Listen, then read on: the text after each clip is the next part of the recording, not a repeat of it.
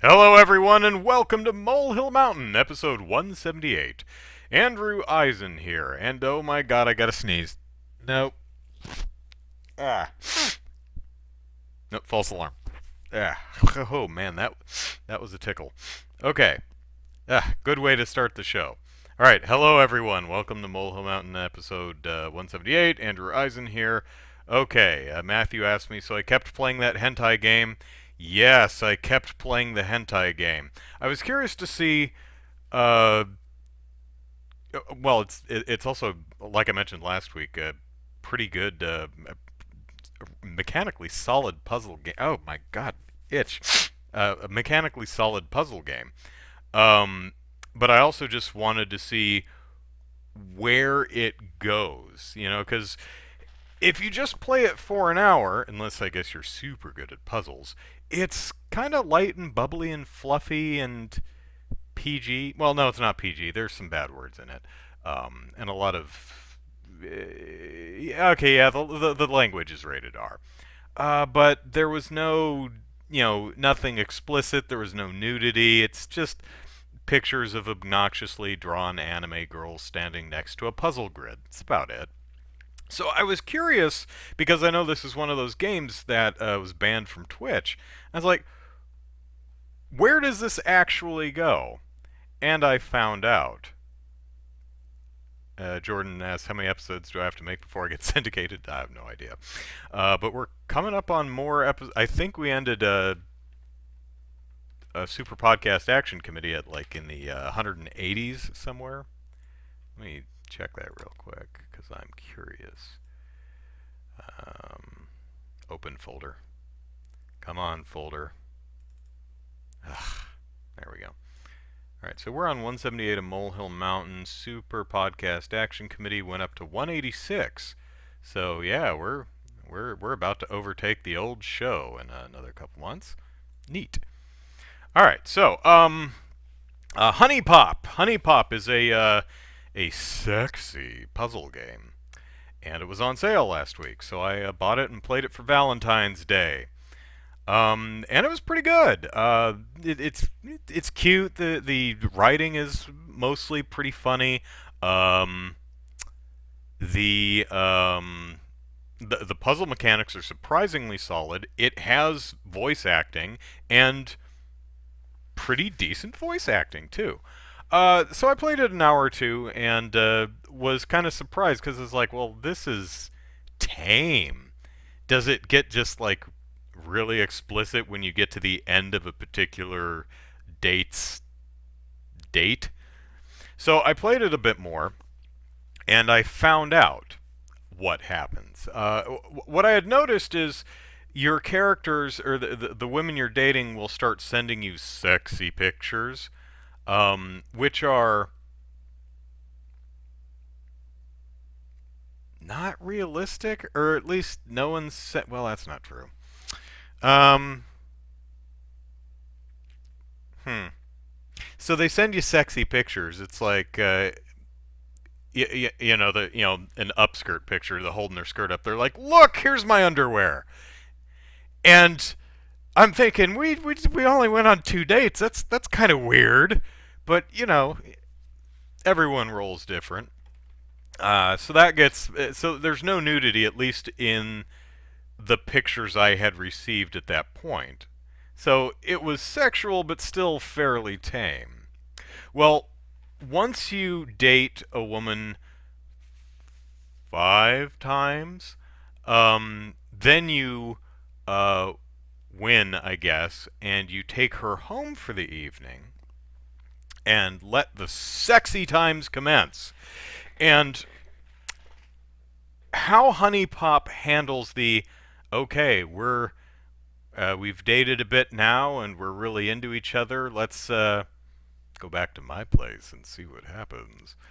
Um, Obviously, you play a puzzle, but I'm going to go out and say this: HuniePop handles actual sex with an NPC better than any other game I have seen thus far. certainly better than the hot coffee provided in GTA San Andreas if you hacked the game. Um, and I'll explain why. But before I do, allow me to. Jordan says I missed the episode where Zach was killed off. Um, yeah, I'll have to reach out to him, see how he's doing. I haven't heard from him for a while. Uh, what was I talking about? Oh, right. So, one of the issues I have with dating and sex and just generally relationships in video games um, is typically in a video game you have an attraction or a like meter that the NPC you're wooing, the non-player character you're wooing, has. And typically how it works is if you talk to the person enough and give them enough presents, that fills their like you bar, and when the like you bar is full, then they will marry you or have sex with you or whatever the end goal of that relationship is. I don't mind the meter representation. What bothers me is the so often it's a purely transactional nature. The relationship is of a purely transactional nature. Um, I give you stuff, and then sex or marriage or again whatever the goal is, or happy ever after. And maybe that works for some, but I I don't think I would ever want to be with someone who is so shallow that they just like, well, Andrew just gave me a bunch of stuff, so I guess I owe him now. You know, I don't like transactional relationships. And that's always bothered me about that. It's why I rarely ever bother with relationships in games. Like I've played what's the Harvest Moon one? It's not Harvest Rune Factory. I didn't even bother romancing the characters because I didn't care. Because it's another one of those where, you know, whoever you talk to and give enough presents, she's the one you end up marrying, right? And that's just falls flat for me. Now, to be fair, while I am singing the praises of HuniePop, it does, in a way, have kind of a transactional nature to its relationships. It works the same with all 8 girls. No, 9. Because the fairy, the love fairy or Cupid or whoever she is, I think joins the roster after you successfully romance your first girl, or maybe a specific girl. But the love fairy, she's like, hey, gotta get me some of that. Date me, date me. Okay, so there's 9 characters in the game. Actually, there's space for more, so maybe there's secret hidden characters. Who knows? Um, what was I talking about? Oh, right. So each character, it's date them 5 times, and then you go home with them. That's the rules. That's how it works. There's also a thing where to go on a date, you have to feed them, because no woman is going to go out with you on an empty stomach. So it's this weird thing where it's like, okay, you talk to the woman and there's and she's like, I'm hungry. You give her food. Okay, now we can date. So there is a transactional nature. But what I like about the game is that the puzzle itself mechanically is a representation of the date, although it's a little abstract. You can still give the characters. I'll get to the sex stuff in a minute, so everyone hang on. You can still give the characters presents, but the presents from a puzzle mechanic is a power, like eliminate all these type of gems on the board. HuniePop is a match 3 puzzler, if you didn't know. But each gem on the board represents something different. Many of the colored gems seem to represent a not necessarily a topic of conversation, but I guess the how you're acting, either romantically or flirty or overtly sexual, or talent was one of them, so I guess you're being particularly intellectual. And each character you can date has a like and a dislike. You know, some are more romantic and some are kind of turned off by overt sexuality. So you want to match the gems that best match their interests. That that's an interesting way to use the mechanics of the game to represent different people with different tastes. One of the gems on the board is a broken heart or something, and every time you match those, which you don't want to do, uh, a sound clip plays from the girl, and she's like, "Dude, what the hell?" or something like that. Like you just, I don't know, said something super inappropriate, or made a crass joke, or, you know, did the stretch, put my arm around you, that kind of dumb thing. You know, so the the puzzle kind of represents the idea in dating that you try to understand the person that you're with and do good things and not do bad things. So it's an interesting representation. There's also, as far as the gift giving, it's not just immediately give her gifts. Here's a teddy bear, here's a box of chocolates, here's a thing of flowers. No, you've got to work up to it. There's a gem on the board called, I think, sentimentality. So if you build up enough sentimentality, then you can give it, because you can't just up and give a person a gift. That's just weird. But if you talk to them and relate to them and hang out and build up the sentimentality, then that opens up the possibility of give a gift. So again, it's an interesting way to represent dating.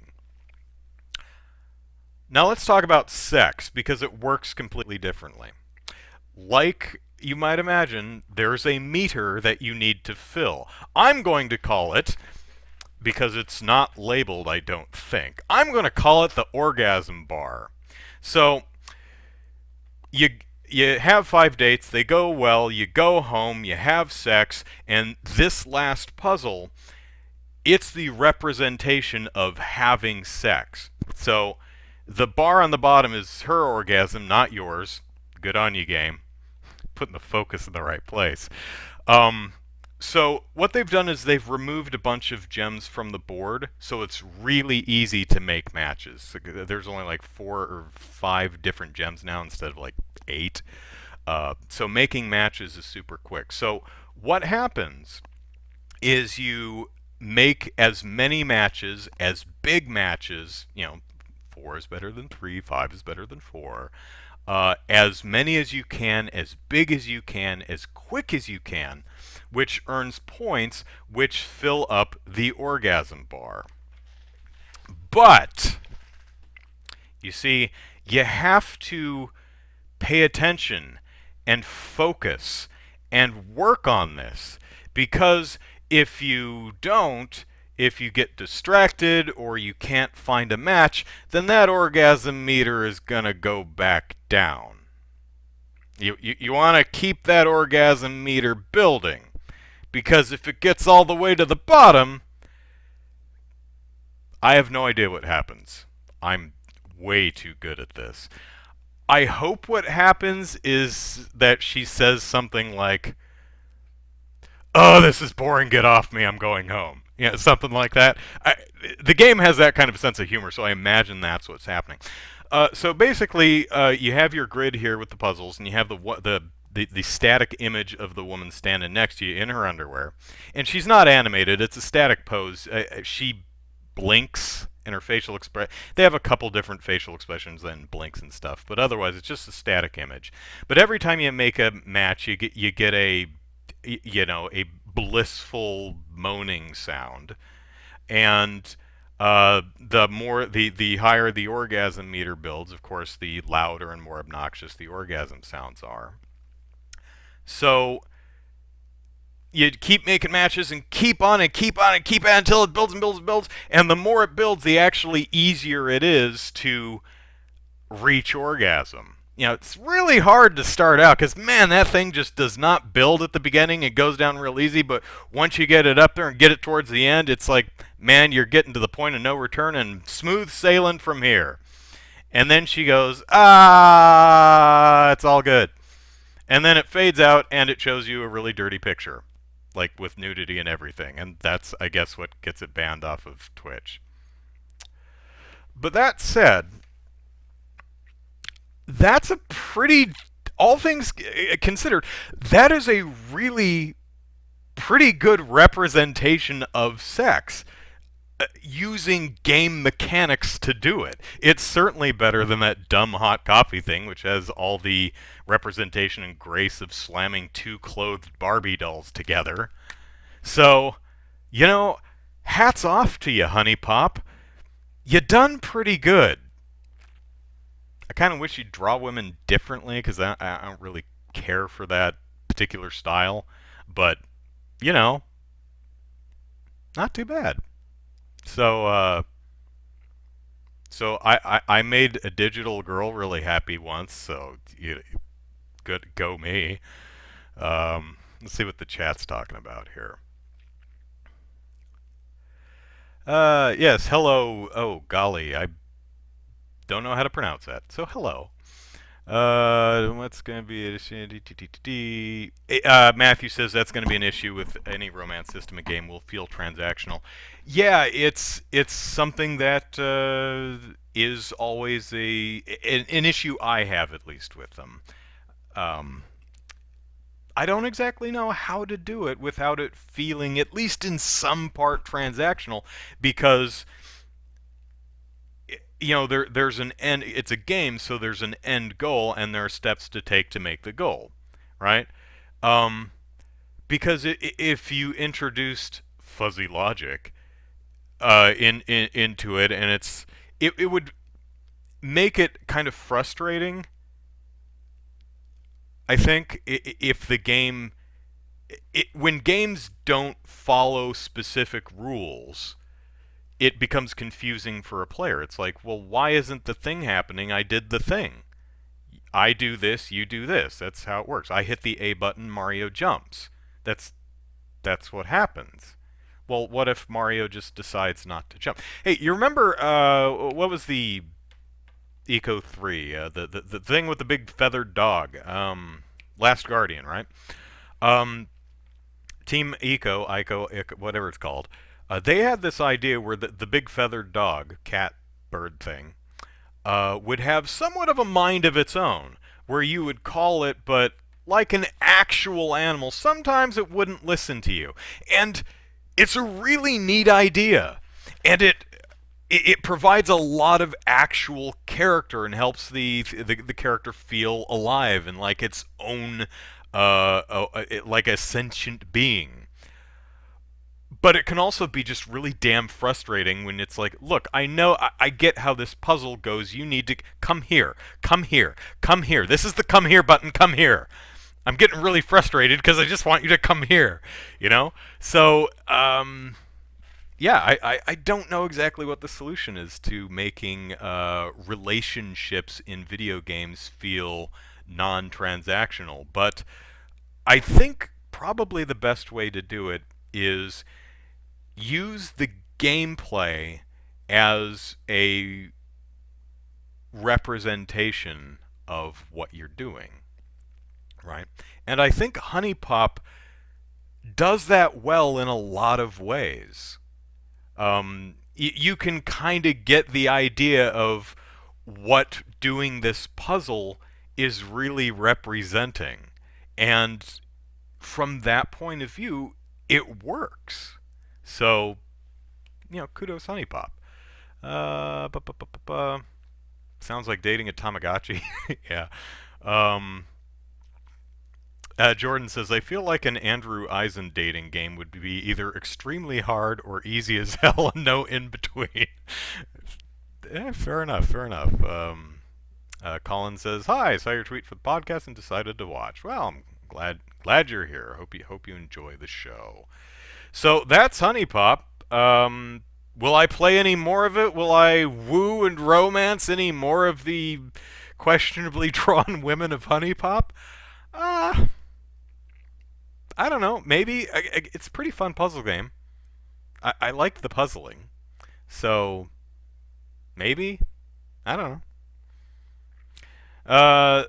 So moving subjects. I was I forget what if I was looking for something specific or I was just browsing Amazon Prime for something to watch. And I saw a show there called Samurai Cat. And I'm like, "Oh, now this I have to see what this is." And it is about a samurai who has a cat. And I'm like, "Well, that's worth a watch." So I watched the first. It's a TV show. It's from Japan, and it's. I watched the opening. I'm like, "Oh my god, this is amazing! I hope this show is good." Uh, it seems to be the plot is some wandering samurai is uh, well, he's not wandering. He lives in a place that he can barely afford. But someone hires him to kill a cat for reasons, but he can't do it because the cat is just way too cute. So he becomes the samurai with the holding a cat. So it's basically Lone Wolf and Cub except a 3-year-old. Now he's carrying a cat, and I'm like, that's a great idea for a show. Unfortunately, the show's not very good. Oh well, but it's a great premise, and the cat is cute. Um, let's talk a little bit about localization. Uh, the show's from Japan, so as you might expect, it's in Japanese. And on the American version of Amazon, it is subtitled. It has English subtitles. And you may you may hear the title Samurai Cat and think, why is it called Samurai Cat? That kind of implies a cat that is a samurai, which also sounds like an amazing show. But why isn't it called Cat Samurai? Like, there's Afro Samurai. It's a samurai with an afro. It's not Samurai Afro, like an afro holding swords. Also a cool idea for a show. So you might wonder, what was the original name of this show that they localized it to Samurai Cat? And why didn't they just localize it to Cat Samurai, which would sound a lot better? Well, the original name of the show is Neko Samurai. Neko is the word for cat. The original show's name is literally Cat Samurai. So I have no idea why they decided to call it Samurai Cat. It makes no damn sense. But they did it anyway. That was a bad localization person. Shame on you. So, Jordan says, so no cats that fight like samurai? How disappointing. I know, right? Samurai and his cat, that title took me 2 seconds to think of, yeah. But the original show, the name of the show in Japan is Neko Samurai, so why not just call it Cat Samurai? The samurai with the cat. He's that samurai with the cat samurai. Because again, you say samurai cat, and I'm thinking of cat with swords, in a kimono with swords, and which is awesome. But oh well. Unfortunately, the show's not very good. At least I didn't think so. Thoughts on the brand new Sonic movie? Colin asks. I didn't see it, so I don't have any. I'm not interested in seeing it because it looks bad. I will probably never watch it unless I'm with someone who really wants to. I don't see that happening. I mean, I'm not opposed to the movie. I hear it's good if you're young, like really young, and stupid and have no taste, like young people are.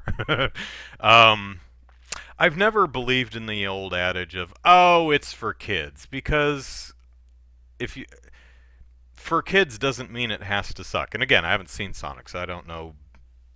Maybe I'd think it was great. I don't know. But the reviews I've read have kind of ranged from it's awful to kids seem to dig it, which is not a not much of a ringing endorsement. I mean, there are so many great kids movies that adults can enjoy too. I don't think there's any excuse for making a movie that only appeals to 5-year-olds. So, Jim Carrey was amazing as Dr. Robotnik. Cool. He looks like he's doing like 90s Jim Carrey shtick, which I've enjoyed in several movies, so that's fine. I don't know how well. Colin, what did you think of the movie? It sounds like you saw it. Um, I mean the redesign's certainly better than the original because it looks like Sonic. I mean it's a shame that I think they like fired all the VFX artists who worked crunch to do it. That sucks, but what is a film I loved as a kid but hate now as an adult? Ooh, that's an interesting question. Colin says had a good heart to it and was absolutely cunning and fun. Oh, that's cool to hear. Jordan, that's an interesting question. A film I loved as a kid but hate now as an adult. Hmm. Hmm. Hmm. Man, I actually just did a debut review for Thundercats Roar, which I'll try to edit tonight and have ready for tomorrow or Monday.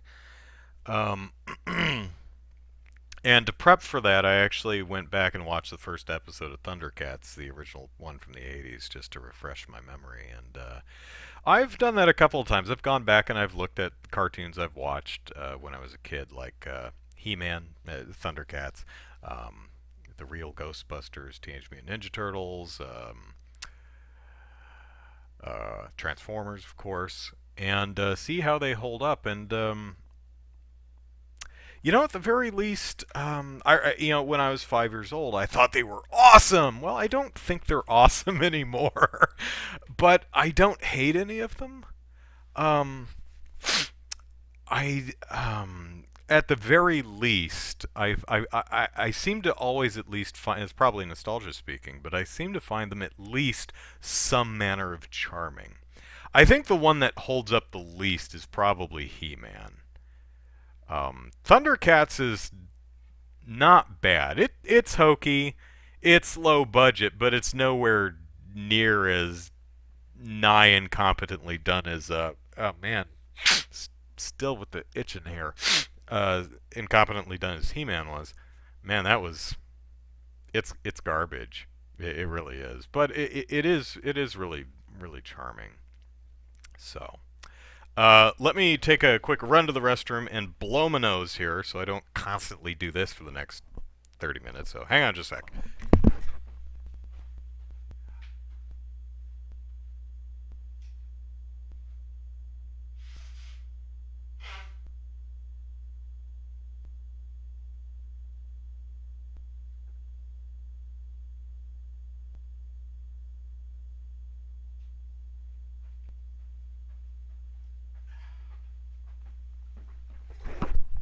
Well, that was drier than I expected. I was expecting to just fill that tissue with goopy stuff, but nah, no.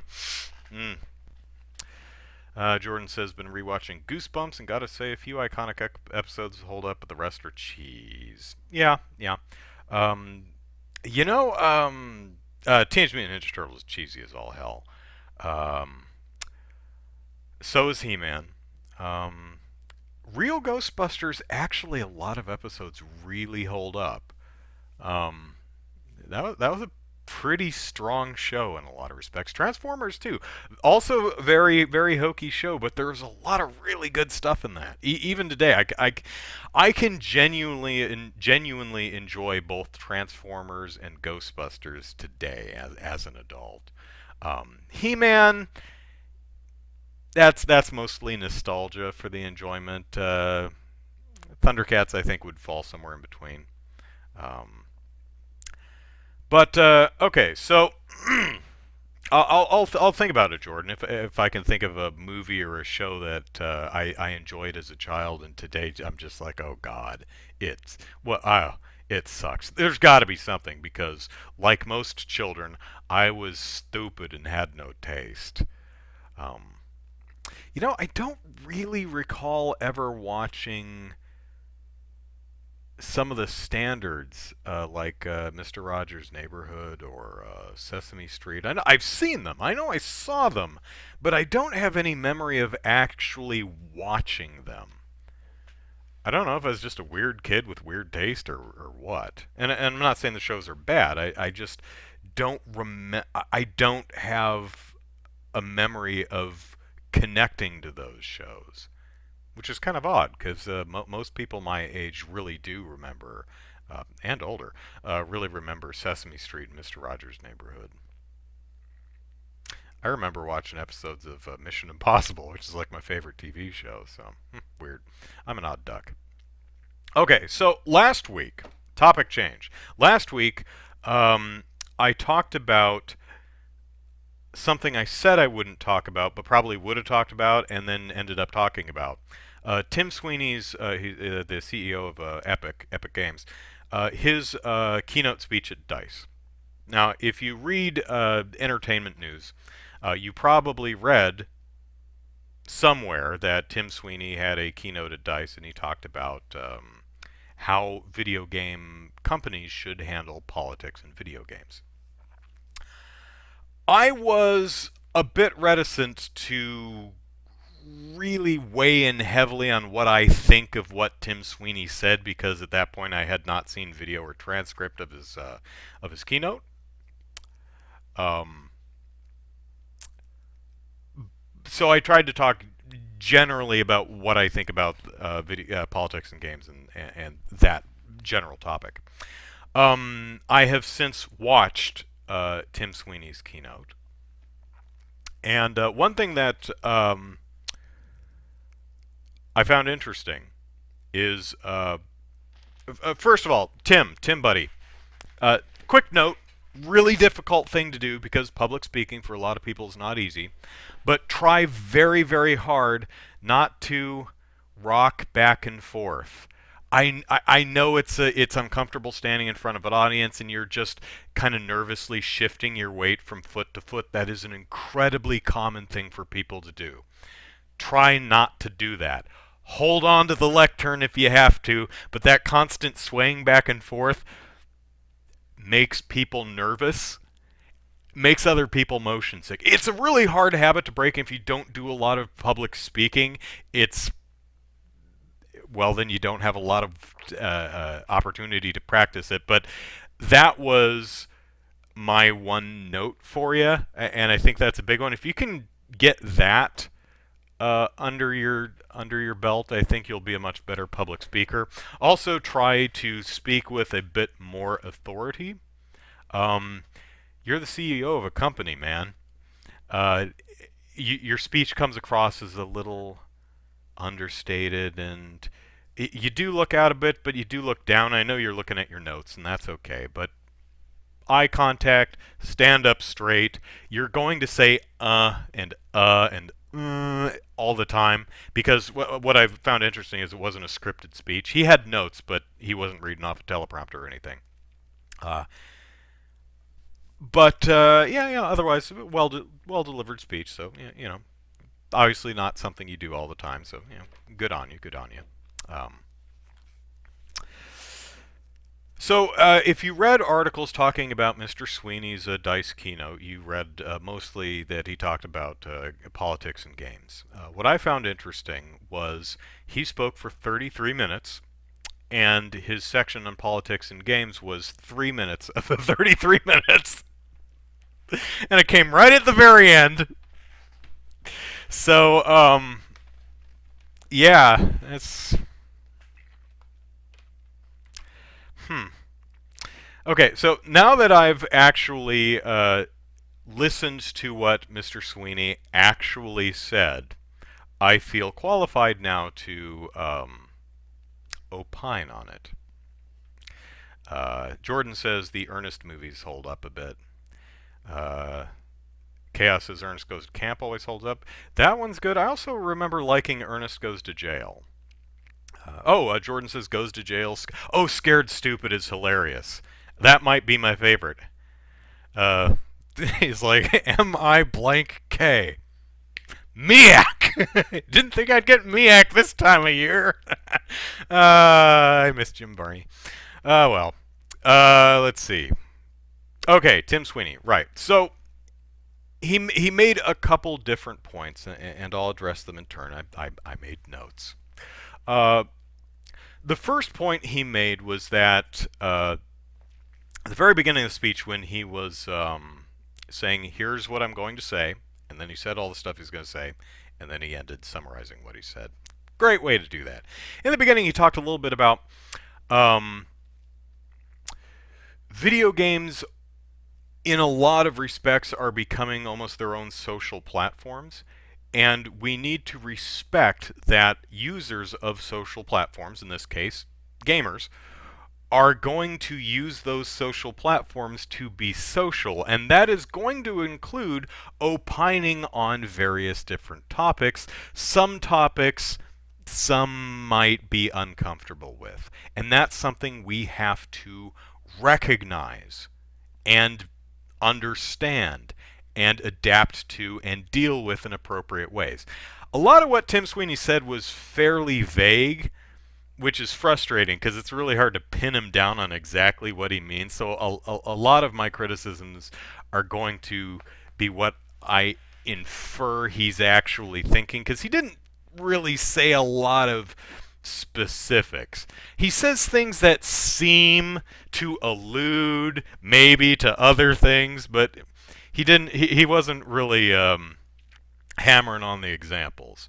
So one of the first things he says is that we need to divorce politics from marketing.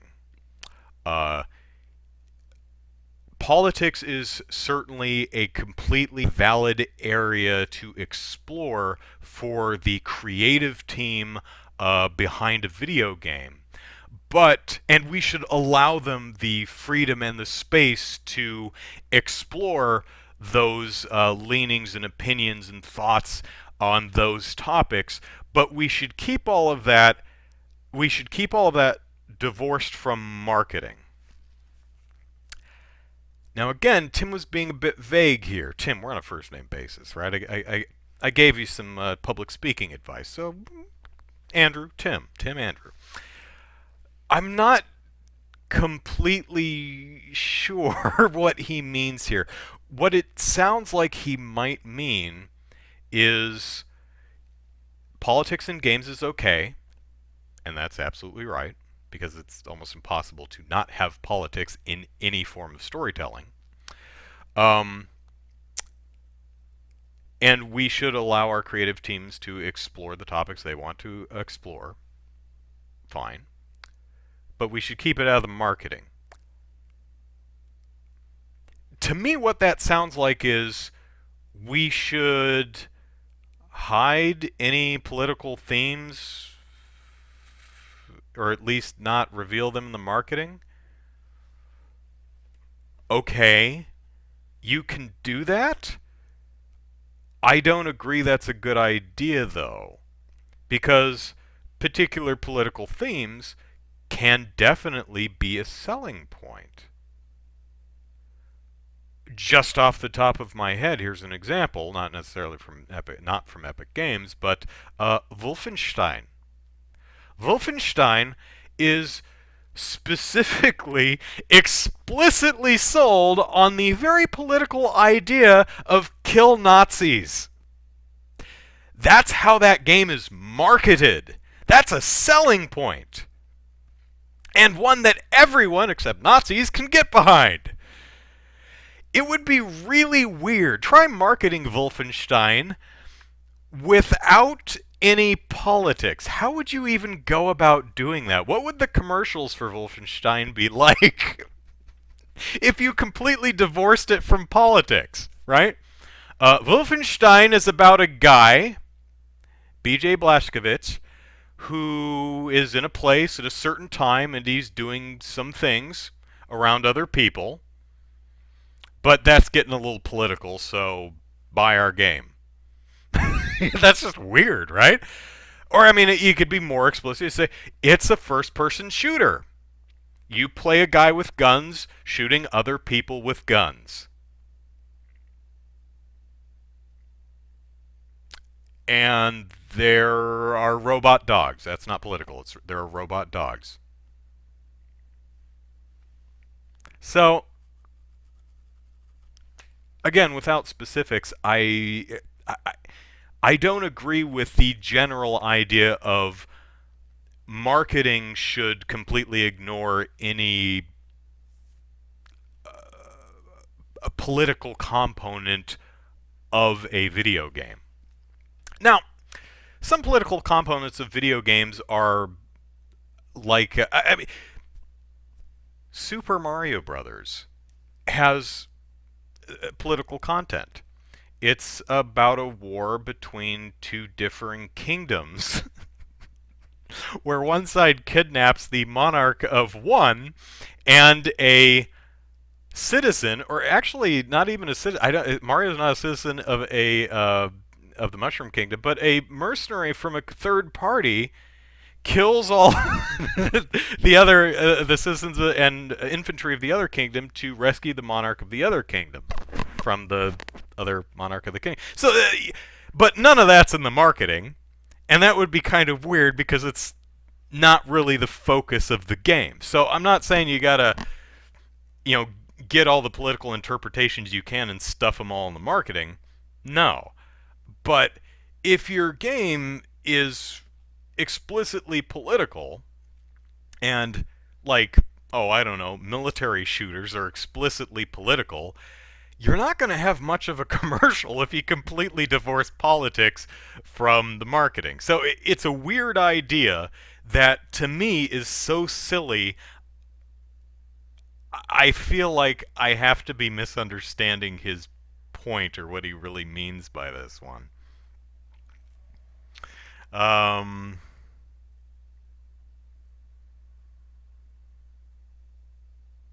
Jordan, why killing them? Why not a Wolfenstein Ace Attorney type of games? Oh, so Ace Attorney cross Nuremberg trials. That could actually be really funny. Um, oh, try to. They're not the majority of the enemies in the game, but they're the more memorable ones. What, the robot dogs? Yeah.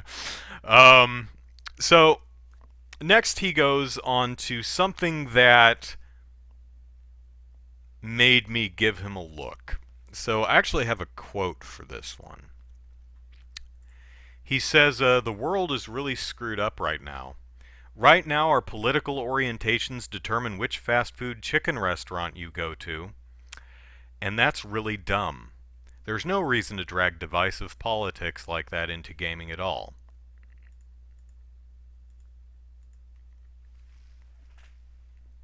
Well, that's BS. Because what he has to be talking about is Chick-fil-A, right? For those of you who don't know, and I hope I don't spoil your day with this, but Chick-fil-A is owned by bigots, and they use their proceeds to donate to hate groups, which is really unfortunate for anyone who likes their chicken sandwiches, because now you have to sit there and think, huh, is this chicken sandwich so good that I'm okay with my money going to fund hate groups who cause measurable harm to minority groups? That's a decision we all have to make. Me personally, I'll go eat a chicken sandwich anywhere else. And I know in some circumstances, those moral decisions such as those are harder or easier depending on what specifically we're talking about. With something like Chick-fil-A, if you live in America and you live in a city like San Diego, you have a million different choices of chicken sandwiches. So I could say, well, I'm not going to eat at Chick-fil-A because screw those homophobic jerks. Not necessarily the restaurant employees, the people who own the company. The people who work there, I'm sure, are lovely people. Um, Everyone needs to eat. But I can get a chicken sandwich. And Chick-fil-A does not have monopoly on chicken sandwiches here. However, if you live out in the woods somewhere and like the only chicken sandwich shop anywhere near you is like if you live where my mom is in Cadiz, Kentucky, and she goes into Cadiz, which is 16 miles away, and the only chicken sandwich joint there is a Chick-fil-A,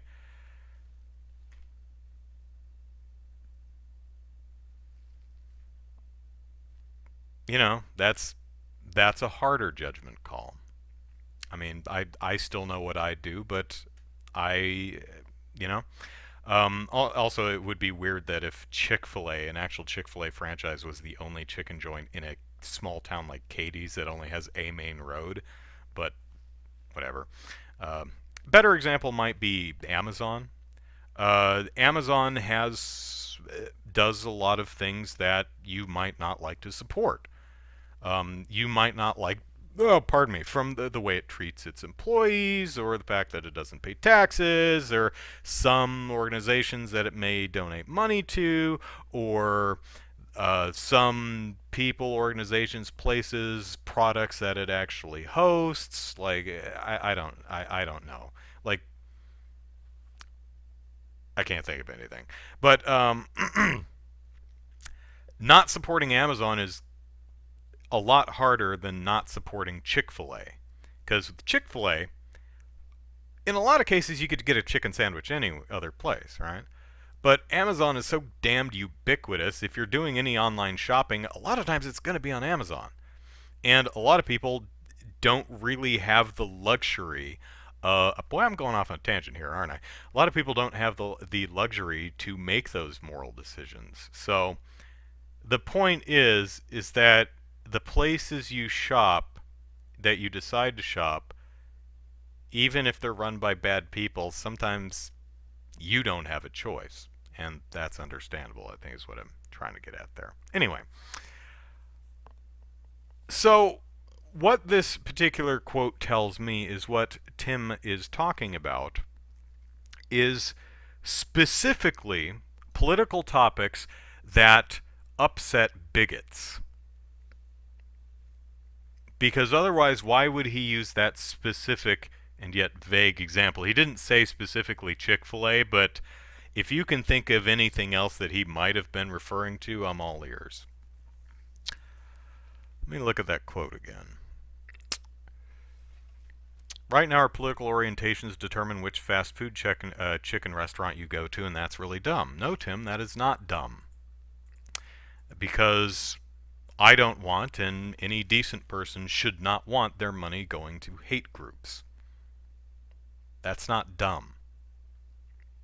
Saying, I'm going to buy a chicken sandwich from a place that does not support hate groups is not dumb.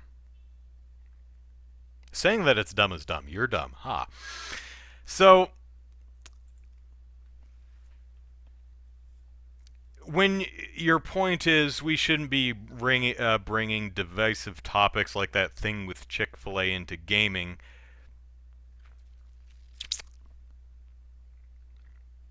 you make me unhappy, Tim. Because, again, it sounds like what you're saying is we shouldn't, touch on topics that specifically irritate bigots because we want to make money off of them. And your business, I understand you do, but, middle finger to bigots.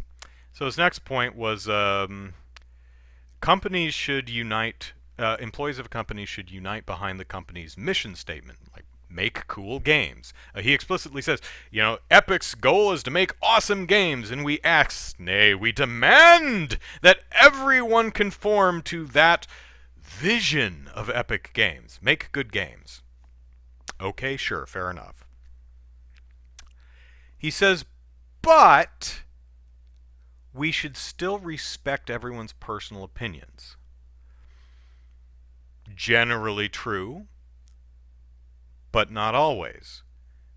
Because if someone's personal opinion is this particular minority group should not have the same rights that I do, that opinion should not just not be respected, it should not be tolerated. It should be completely incompatible with your company ethos. So, no. And had he said this without first doing the church's chicken Chick-fil-A thing, it would have been vague enough that I would have went, I don't know about this, but I probably would have given it a pass. But since I think I know, again, he's not being super specific here, what he's really talking about, don't like that. Because no, we should not respect every opinion. Some opinions are not respectable at all. He goes on to say that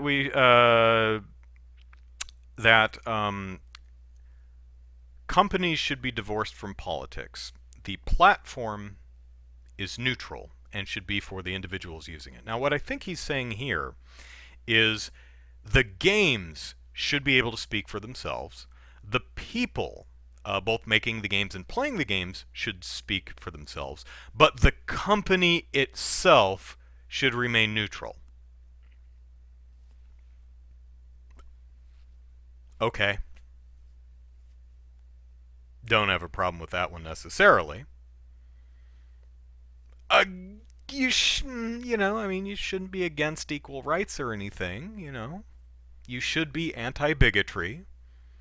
That's standard. That's the bar you have to clear, the bar that's 10 feet underground. That shouldn't be hard. But generally, if you want your products to speak and people to speak for themselves rather than the company itself taking a particular position, that's fine. Especially if you have a wide and varied portfolio of products that may offer overlapping or even conflicting perspectives on different topics. That would be a good reason why the company may not want to offer specific opinions. And remember, political opinion is a very broad topic. I get a little narrow here because he specifically pointed out Chick-fil-A. But political opinion political opinion is like, which side of the road should we drive on? Left or right? Which one's better? It's political opinion. What should the speed limit be? 35 or 40 on this particular street? That's politics right there. Should you be able to mow the lawn before 6 a.m.? Noise ordinances? I don't know. Yeah, that's politics. So, a lot of stuff shouldn't at least be particularly contentious.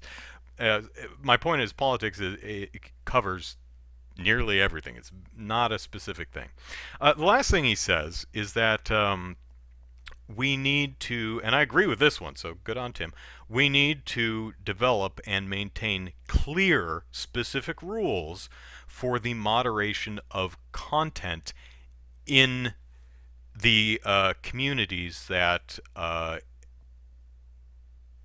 the word that's rolling around my head is inhabit, but that's not quite the right one, that inhabit our platform.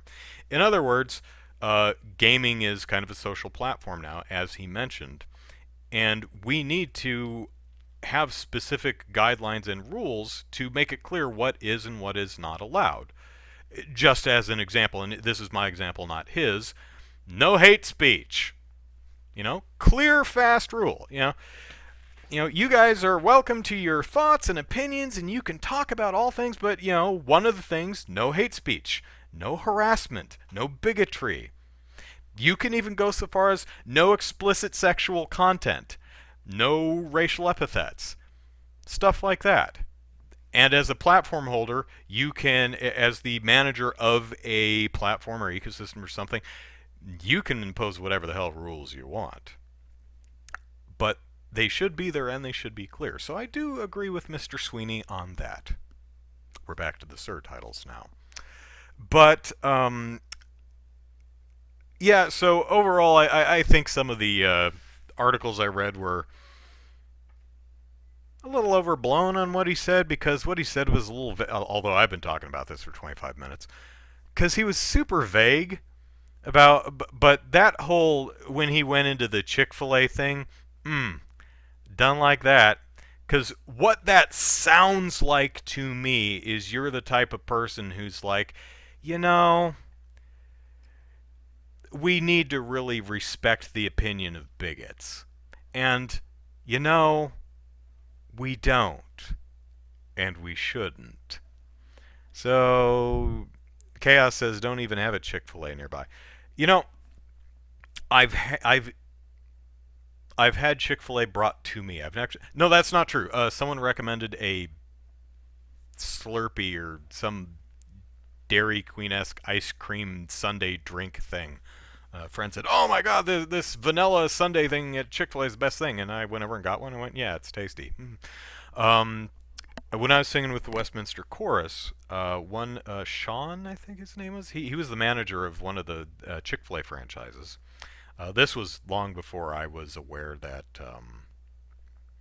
the Chick-fil-A as an entity donates money to hate groups. Did not know that at the time. But he catered one of the rehearsals with the Chick-fil-A chicken sandwiches. So I've eaten at Chick-fil-A, or I've eaten Chick-fil-A chicken sandwiches. What do I think? It's fine. It's okay. It's a chicken sandwich. It's fine. It's nothing special. But then again, I'm also the guy who went to In-N-Out and was like, it's a burger, it's fine, it's good. I think In-N-Out makes a better burger than Chick-fil-A makes a chicken sandwich, but for whatever that's worth. Anyway, let's see. Deja Voodoo, again, love that name. Not to get off topic, but did you not like my fan art that I left for you on Facebook?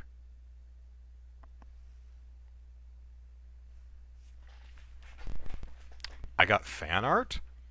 Hang on. I must check out fan art. Sorry. Let me look. Let me see. Let me look. Is it rotted and covered in gunk? All right. Let's see. Where's fan art? Fan art. Fan art.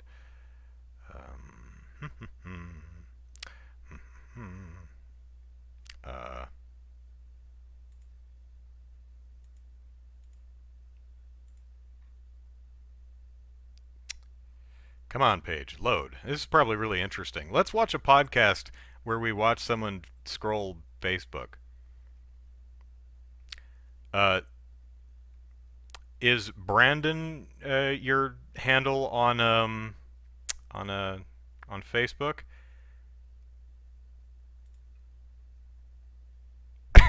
Because if it is, that's pretty good. I'm looking at a picture of my face superimposed over the head replacement using my face on the ShamWow guy, and looks not too. But my head's too big for that body, but that's pretty good. I like that.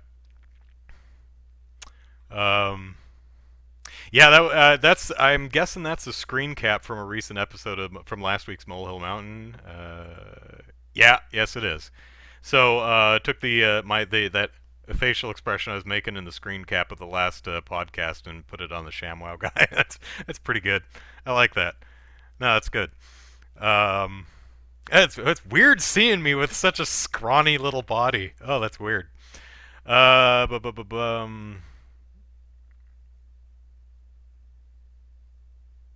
Jordan says, remember when McDonald's and Burger King made games? Imagine a Chick-fil-A game. I don't remember McDonald's, but I do remember the Burger King games. Those were weird.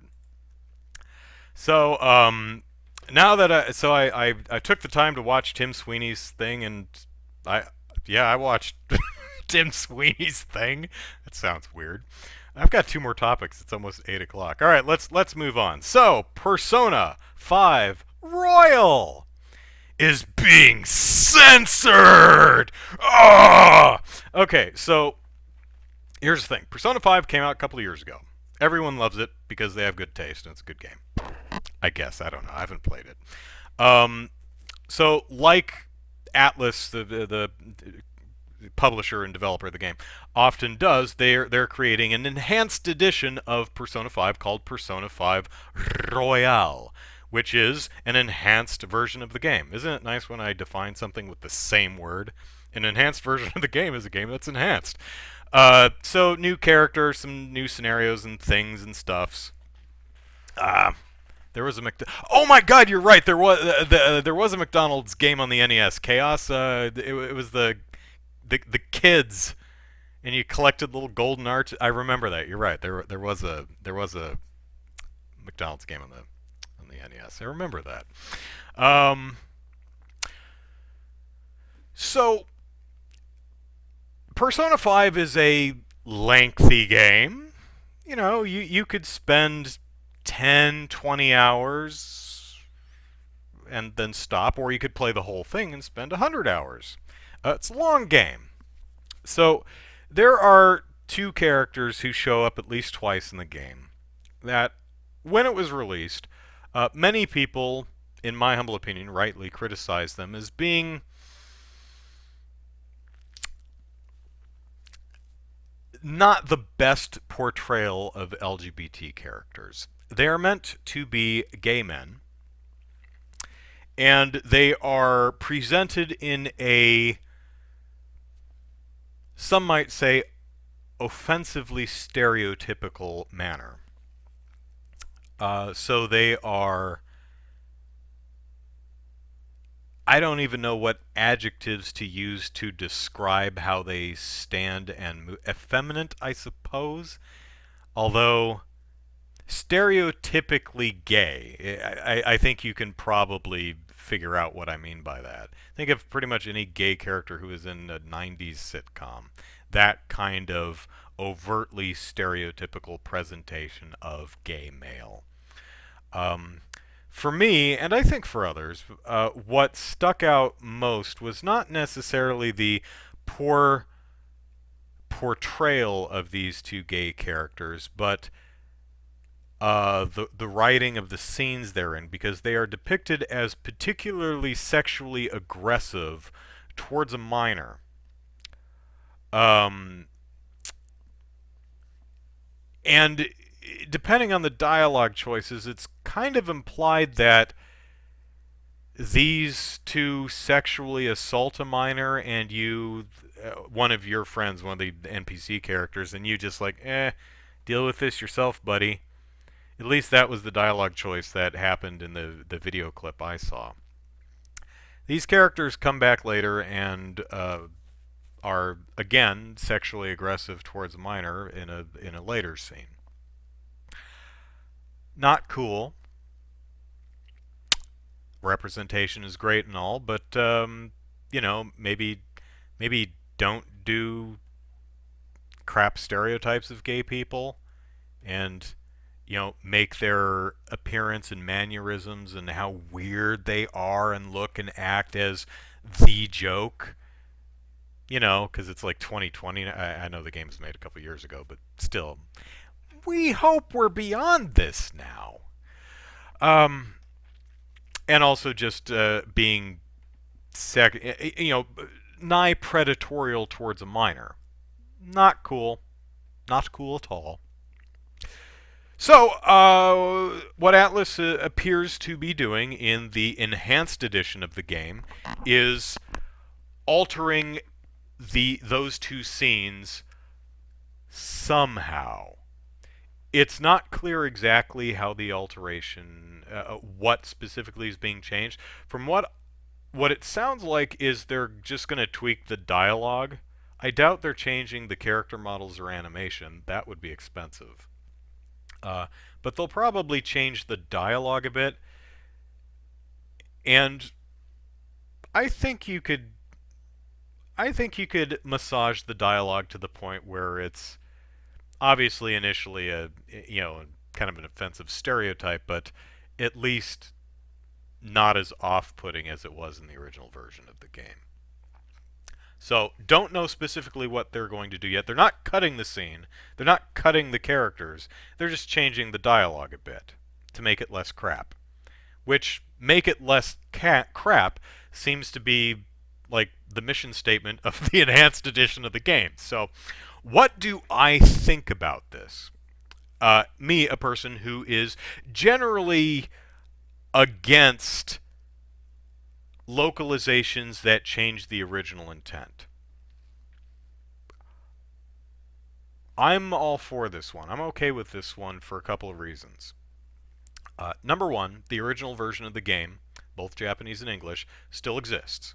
It's Persona 5. That's not changed. It's still out there. It's still available to buy if you really need this scene in its original version. This is an enhanced version of the game, so we expect some changes, and changes for the better. This is not content removed. This is some of the dialogue being changed from what I understand. So I can swing with that. Also, and this is an important one, it's the creator who's making the decision. It's Atlus itself who looked at it and said, you know what? We heard the feedback and yeah, we agree with that. That's not the greatest, so we're going to change that a bit. Now, if this were a completely different company localizing Atlus's work, I'd be less inclined to be okay with it. But since Atlus is the publisher and is the developer of the game and the publisher in both Japan and America, it's their decision, so I'm cool with it. You could also do something like just leave it as, do a straight translation and put a warning on the box that says contains homophobic depictions of gay people. I dare you to put that on the box, Atlus. Hey, you could do that. Is that the better way to do that? I don't know. Because if Disney ever puts Song of the South on Disney Plus, it should be in its original form. They shouldn't remove all the racist content. I think it's important to preserve the original work.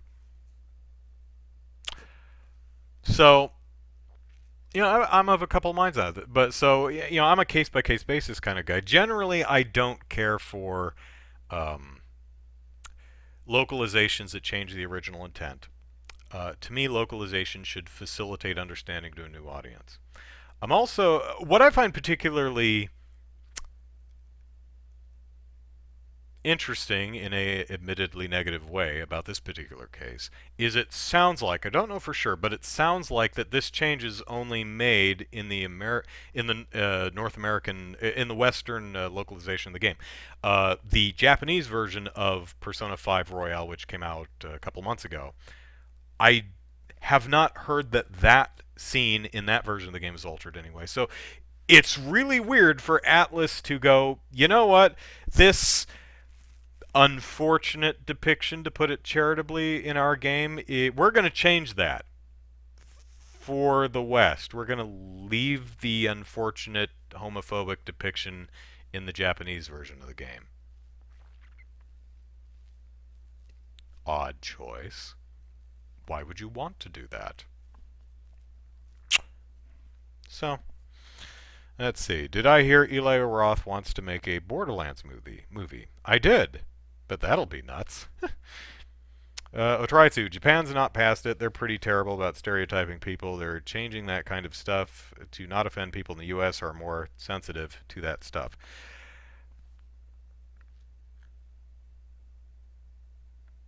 Hard to say. Because I read an interview with the communications director, which is like, her job. I hope that, they're doing the right thing either way.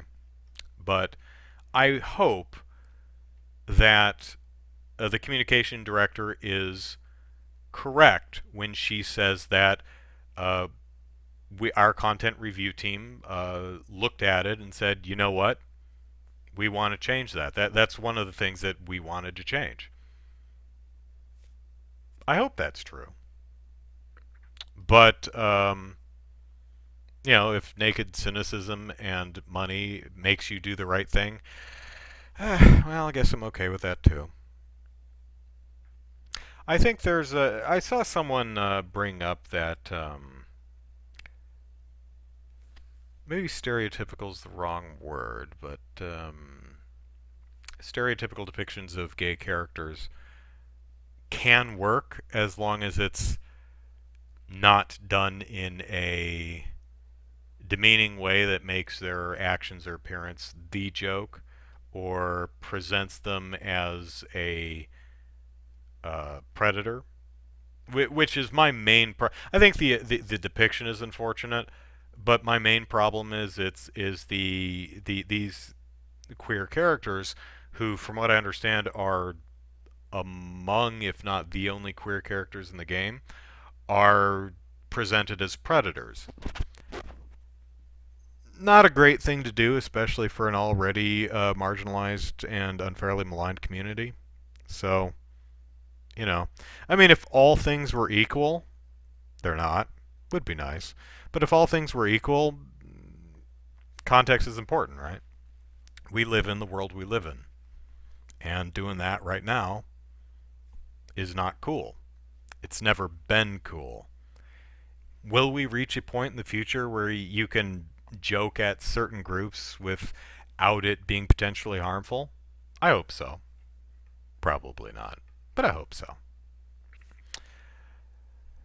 Jordan said, did the creators specifically agree, or were they shamed and manhandled into making the changes? Well, uh, it's impossible for them to be manhandled into making the changes, so they decided, they say they agree, and they wanted to make the change. Of course they're going to say that, but, I mean, shaming is okay. Hey, you got some uncomfortably homophobic crap in your game. Shame on you. Oh, yeah. I feel bad about that now. We shouldn't do that. That's okay. So,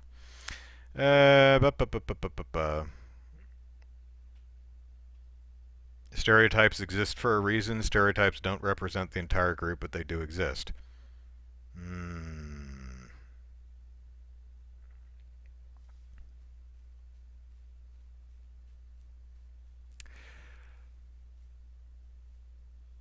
The person I was alluding to earlier was referring to as the overly flamboyant portrayal of a gay character.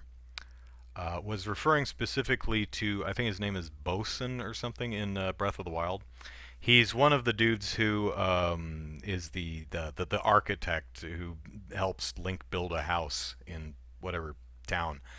Um, and he's portrayed as a fairly effeminate, flamboyant guy, but he's not presented as a predator. And while he's presented, you're supposed to laugh at him. It comes across in that game, this person argued, and I somewhat agree. It comes across more as this guy's just kind of a goofy dude, rather than look at those silly gays. You know, Persona, these two scenes that I watched, it really comes across as, look at those weird gay dudes. Aren't they weird? We should laugh at them. We should also probably not be alone with them because they'll rape us. Don't do that. You know, you can have a character who likes to wear lipstick and dress in pink and dance. That's cool. Lots of people do. But when it's framed in a way that suggests gay people are weird and we should mock them and laugh at them and even fear them, that's not good. So it's a case by case basis. There's not a way to really draw a finite line, which is why I think we need to be happy and open to talking about things and discussing them, rather than drawing hard and fast lines and saying this is okay, this is not okay, this is exactly where the line is, and it never budges under any context or extenuating circumstances. My last topic, Animal Crossing. Oh, Animal Crossing. Jordan, let me back up a bit. Jordan says, I haven't seen the game for myself, so I can't form an accurate opinion, but I'd have to surmise gay predators do exist to some extent. Of course they do. Every group of people, no matter how you categorize them, is going to have bad people in them. Unless you are breaking them into categories of good people and bad people, then by definition you can't have any bad people in the good people group, right? But that's beside the point. Yes, of course, there are going to be um, uh, gay people who are predators. A lot of them are in the Catholic Church, for example. But, and as Jordan pointed out earlier, they do not represent the entire group. And of course they don't. But the fact remains that queer people, LGBT, and all the other letters that go after that, are a marginalized group right now. So you have to be responsible about the way you create and portray the characters that you use in your works, right? Because it's, while you can say, well, yeah, I did have a gay predator in my game, but gay predators do exist. Certainly they do. The problem is when you specifically depict gay people as predators. Not that specific person is a predator, but gay people are predators. And that is a real issue today. I mean, we have all kinds of I mean, there's the whole thing with hell, the Boy Scouts are going out of money because a lot of people are like, we can't have gay people in Boy Scouts. Why not? Because they'll rape children. What? What the hell do you think gay actually means? Pedophile? Yes, that's exactly what a lot of people think gay means. Pedophile. Unfortunately, a lot of people are under the impression that anyone who's not heterosexual or cisgendered is some type of deviant who is aiming to hurt others. And what that leads to is marginalization, and what that leads to is violence. And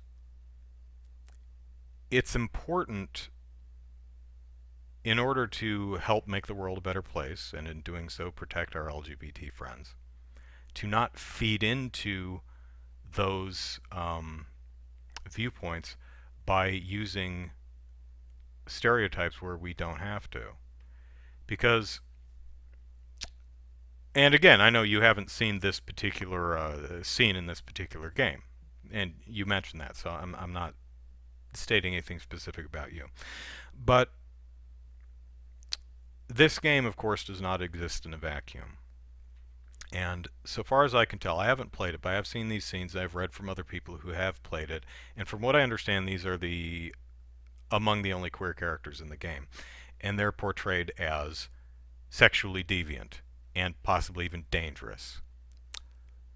In and of itself, not necessarily a problem, because some people are dangerous, right? They're just one person, and that's true.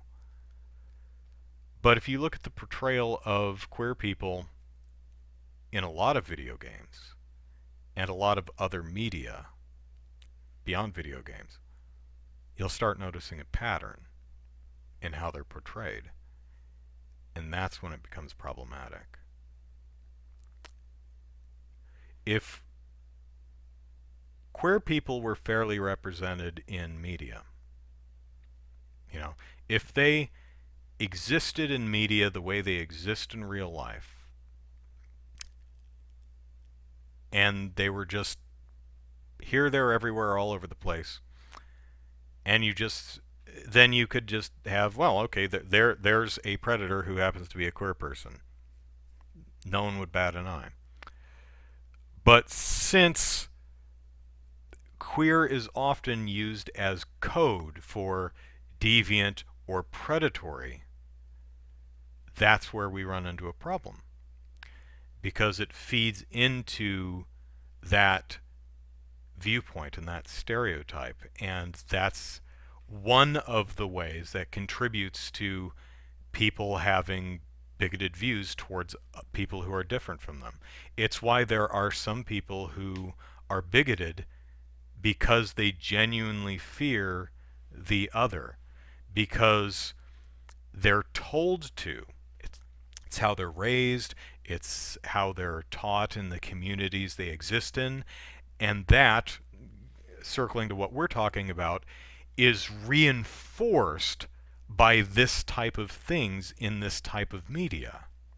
So this type of thing in and of itself is not a bad thing. It's not going to specifically hurt anyone all by itself.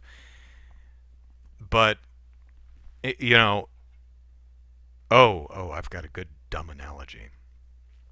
One raindrop is but a single raindrop. Not even gonna get you wet. But enough raindrops in a concentrated space could drown you. I'll have to go back and watch this podcast later and see what I think of that analogy. If I'll watch later and go, you know what, that was pretty good, or if I look and go, oh god, that was stupid. So let's talk about Animal Crossing.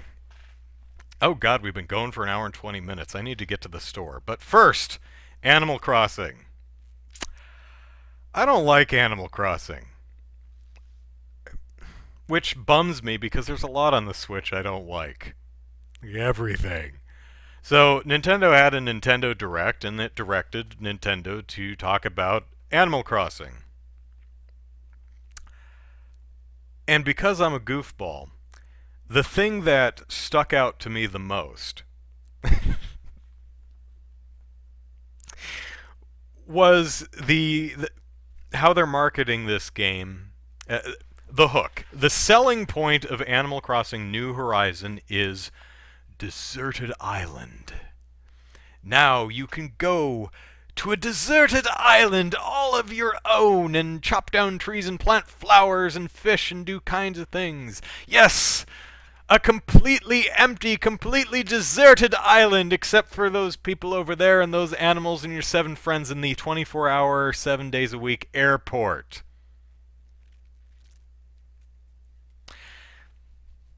It's just so weird to me that they keep referring to this very populated island as deserted. I'm like, it's not deserted.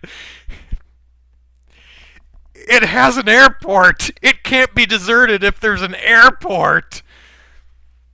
That's the least of my problems with the game, but I seriously was having an issue with that while I was watching the Direct. I'm like, oh my god, it's not deserted. Look at the people.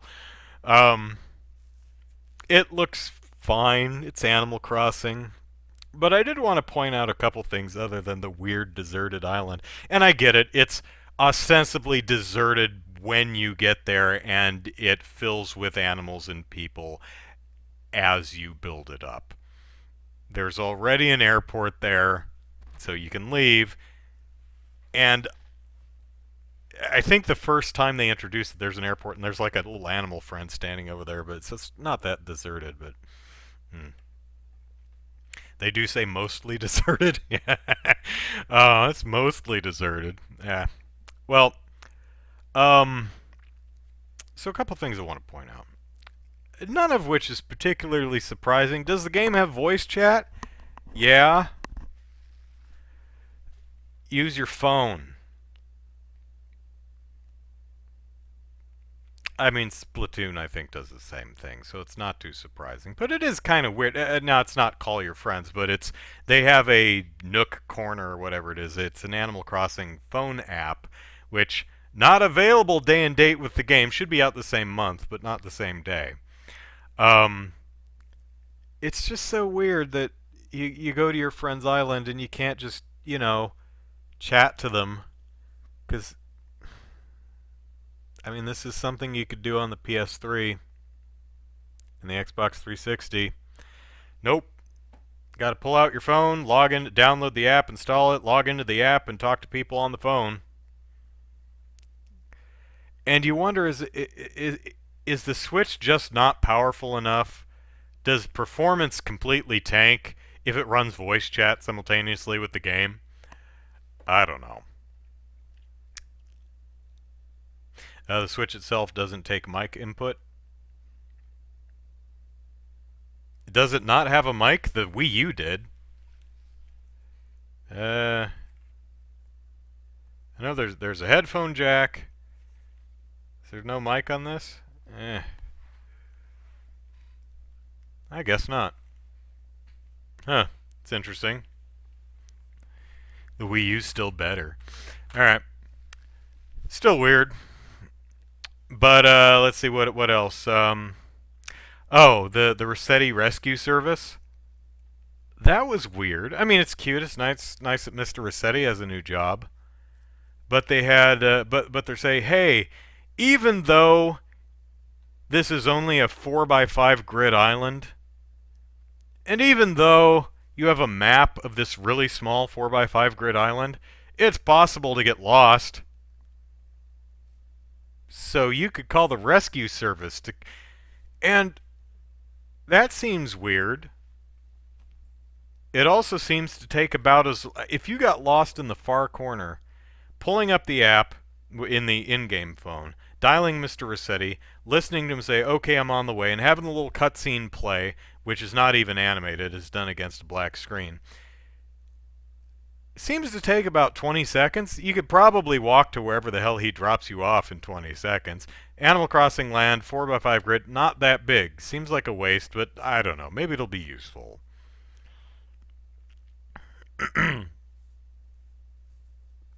Lost or stuck. I guess since you can terraform the land, you could screw yourself into a corner, I guess. Maybe. I don't know.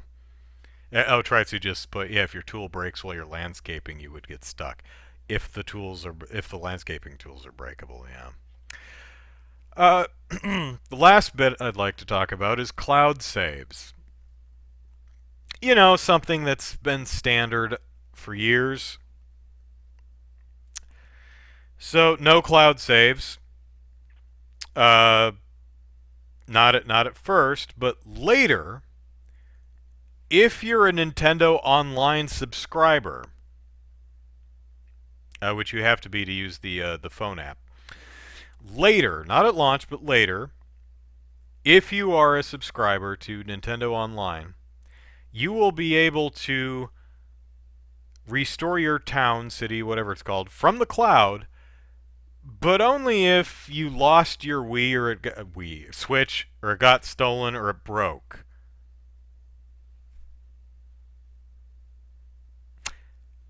And I haven't been able to confirm this, but some of the way I've seen it's written sounds like maybe you can only do that once. So let's say that you are the owner of a Switch and a Switch Lite, the one that doesn't plug into the TV. Well, you might think, hey, it would be neat to play Animal Crossing on the TV and then, you know, play my save on my Switch Lite and take it with me. Nope. You better decide where you want to play Animal Crossing, because you ain't moving that save to another system. At least for now. Kind of crap, Nintendo. You know? I know you're always behind the competition in these areas, but do you have to be, like, that many years behind? I mean, golly. Well, I'm not playing the game, so who cares? Well, I mean, I care. The fine print on the site says the game does not support save data cloud functionality of the Nintendo Switch Online. However, a limited ability to recover Animal Crossing New Horizons save data from the server in the event of system failure, lost, or theft will be available to Nintendo Switch Online members sometime in the future. Check back for more details. The game does not support the ability to transfer your save file from one Nintendo Switch system to another. Even though you may have an actual Nintendo account that you could log into on a different system. You know, I have to think it's a control thing. It's not a technology thing. It's just a combination of control and just an unwillingness to let go of the old way of doing things. I mean, Nintendo has slowly dragged itself over a couple of different benchmarks, like, region-free consoles. Remember when they kept region locking their consoles long after the competition stopped doing that stupid crap, which just prevents you from making even more money? Yeah.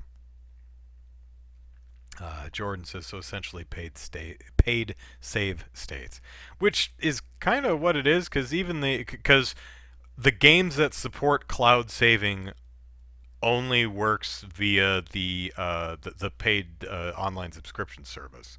So, in a sense, yeah, yeah, yeah. Well, friends, it's been fun chatting, but I have to go to the store before it closes. Because if I don't go to the store before it closes, I have to go to the store tomorrow after it opens and before I eat breakfast because I'm out of chicken sausage. And man cannot eat breakfast without chicken sausage! I mean, he can, but I don't have any cereal, so either way, gotta go to the store. So, definitely a control thing, says Otritsu. They want to limit people's ability to mess with the save data. There's probably some kind of exploit they couldn't figure out a solution for. True, but so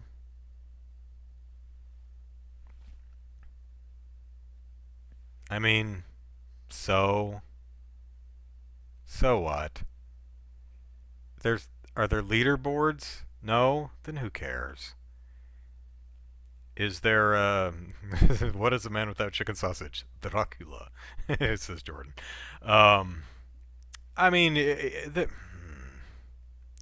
there are drawbacks to everything, right?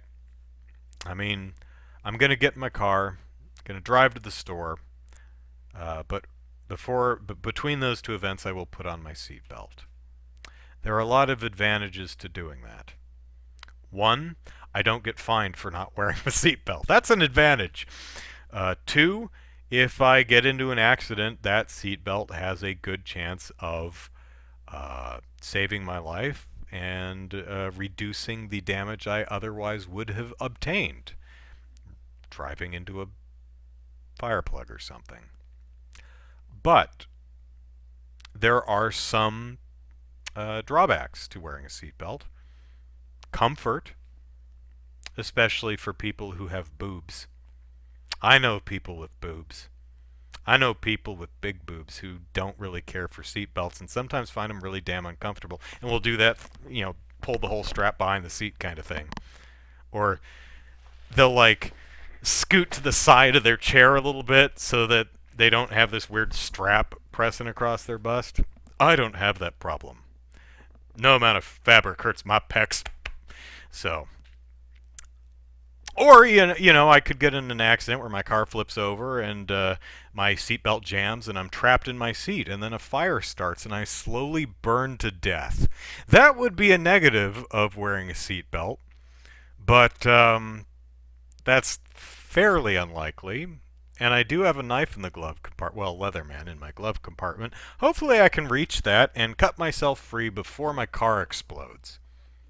So, the point is, yeah, there are some potential negatives with cloud saving. Cloud saving. But you have to do a cost-benefit analysis. You have to say, okay, what are the negatives? And, hang on. What are the negatives? God, my hair is nuts today. What are the negatives, and do they outweigh the benefits? Do we make more people happy or more people angry? It's a judgment call. Jordan says, what is the advantage of screaming, "What is a man without chicken sausage?" at the checkout person? I want to know.